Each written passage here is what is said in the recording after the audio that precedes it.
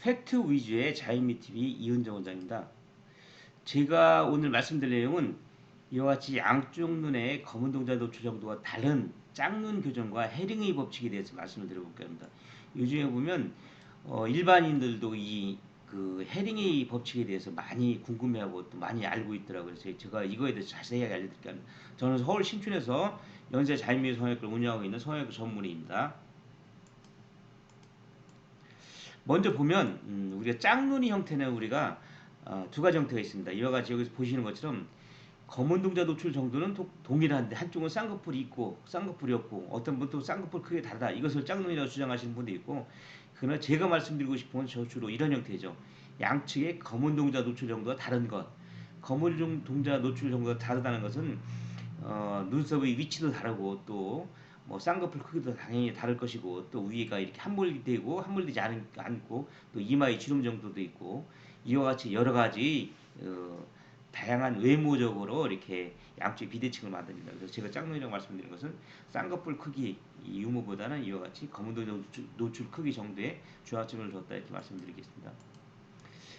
먼저 우리가 눈을 뜬다는 거 여기서 보면 이게 검은 동자고 눈썹이고 이게 눈을 뜨게 하는 근육이죠. 이 근육은 보면 위에 있는 것이 거근, 아래에 있는 것이 표시한 것이 뮬러근이라는 근육이죠. 그래서 우리가 이 거근 뮬러근이 위쪽으로 이마 쪽으로 이와 같이 수축을 하게 되면 눈이 감긴 것이 눈을 뜨게 됩니다.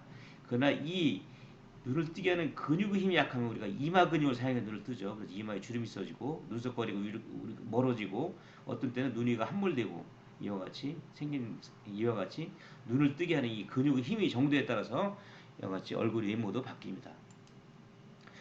여기서 제가 MRD 완이라는 것을 지금 말씀드렸는데 MRD 완이라는 것은 뭐냐면 우리가 눈이 정면에 이렇게 프레시 불빛이 비쳤을 때 이와 같이 비치는 포인트가 있죠. 여기서 우리가 이 속눈썹이 있는 부위까지 거리를 우리가 MRD 완이라고 합니다. 이 MRD 완이 크다는 것은 눈을 뜨는 힘이 강하다는 것을 의미하고 MRD 완이 적다는 것은 눈을 뜨는 힘이 근육의 힘이 약하다. 그럴 경우는 이마로 뜰 수도 있고 여러 가지를 얘기했습니다. 이 MRD 완이라는 것이 정상적인 수치는 4에서 4.5mm 정도가 된다. 그래서 이 MRD1이 크다는 것은 이 힘이 강하다. 눈을 뜨는 근육이 힘이 강하다는 것이죠. 그래서 MRD1이라는 것은 검은 눈 노출력을 말하다는 것이고 또 MRD2라는 것도 있습니다. MRD2는 이 포인트에서 아래쪽까지 거리를 우리 MRD2라고 하죠. 그래서 단순한 쌍꺼풀을 즉 검은 동자 노출 정도 같은 경우 이것은 MRD만이 같은 경우에는 쌍꺼풀만 이렇게 차이가 나는 거기 때문에 이것은 비교적 쉽게 짝눈은 흔히 얘기하는 짝눈이라고 주장하는 것을 교정할 수가 있습니다. 쌍꺼풀 눈 뜨는 근육의 힘은 비슷한데 쌍꺼풀이 있고 없고 쌍꺼풀이 크기 차이가 나는 경우 이런 경우는 비교적 교정이 가능하죠. 그러나 제가 말씀드린 것처럼 여기서 보면 이분을 보면 양쪽에서 다 MRD1이 작죠. 아까 제가 4에서 4.5mm가 정상이라고 했는데 굉장히 작죠. 이런 것을 우리가 안감화소라고 하죠. 이럴 때는 이마로 뜨기 때문에 이와 같이 눈이 검 꺼지고 눈썹이 지금 높죠. 그러니까 제가 말씀드린 경우는 이런 경우입니다. 보면 한쪽은 MRD1이 큰데 한쪽은 MRD1이 작죠. 이것을 우리가 흔히 짝눈이라고 하고 이럴 때는 서로 눈썹 위치도 다르고 쌍꺼풀이 크기도 다르고 이런 진정한 제가 말하고 싶은 짝눈의 형태가 됩니다.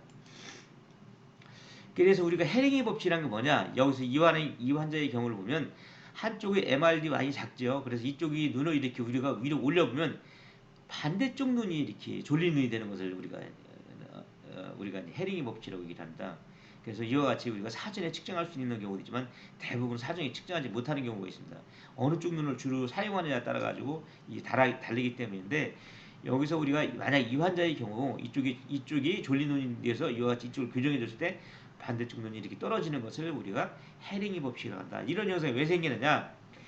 이 눈을 뜨게 하는 근육으로 가는 신경 우리가 이제 그 신호를 보내죠. 뇌에서 특히 브레인스테임이라는 뇌간에서 신경을 보내는데 이와 같이 눈뜨림이 다를 때는 이쪽에 맞춰서 강하게 보냅니다.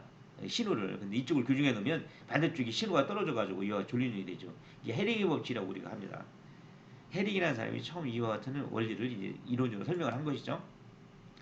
실제 사례를 한번 보죠. 여기서 보면 이분은 우리가 이쪽이 이제 사진이 작아서 그런데 이쪽이 MRD만이 작습니다. 그러니까 MRD만이 작다는 것은 뭐냐면 눈을 뜰 때 근육의 힘이 약하니까 이마로 뜨니까 눈썹 위치도 더 높고 대신 이게 눈썹으로 뜨니까 쌍꺼풀을 덮어주는 것이 적으니까 쌍꺼풀이 크기 더 크고 그래서 우리가 이쪽 2분의 경우 한쪽만 이쪽만 우리가 이제 눈매 교정, 눈을 띄게 하는 근육의 힘의 정도를 조정하는 것을 눈매 교정이라고 했죠. 이렇게 교정을 했습니다. 그래서 한 5개월 정도 되니까 이쪽이 커지니까 이쪽을 교정했죠. 이렇게 보이는 거죠. 반대쪽이 다시 졸린 눈이 된 겁니다. 그래서 좀 더 시간이 됐더니 이쪽 눈은 돌아왔는데 이쪽 눈이 심하게 졸린 눈이 돼 있죠.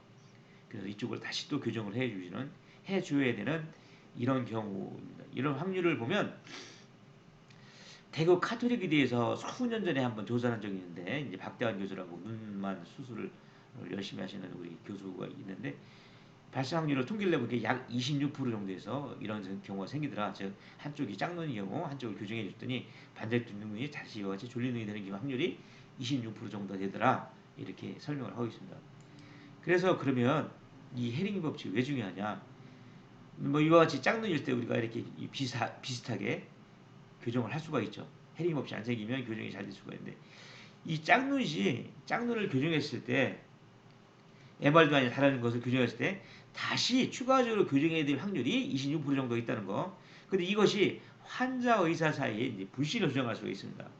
아, 왜 당신이 짝눈 교정도 제대로 못하느냐? 아니면 왜 이걸 사진에 측정하지 못하느냐? 이렇게 이제 환자 쪽에서는 강조를 하죠. 의사는 뭐 이것은 사실은 뭐 사전에 이와 같이 그 MRD 많이 떨어질 줄 어떻게 우리 사진 알 수 있는 방법이 극히 제한적이다 이렇게 주장해 불신이 소리가 생길 수 있고 이것 때문에 사실은 많은 눈수술 의사들 환자들이 많이 고생을 하기도 합니다. 그래서 짝눈이 있을 때는 양쪽 둘 다 MRD가 작을 때 안 감아서 양쪽에 동시에 있을 때는 교정이 오히려 더 쉽습니다. 그러나 짝눈 때는 이와 같은 헤링의 법칙이 발생할 수 있다는 걸 꼭 염두에 두셔가지고 사전에 환자와 의사 사이에 상호 조율이 있으면 훨씬 좋을 것 같습니다.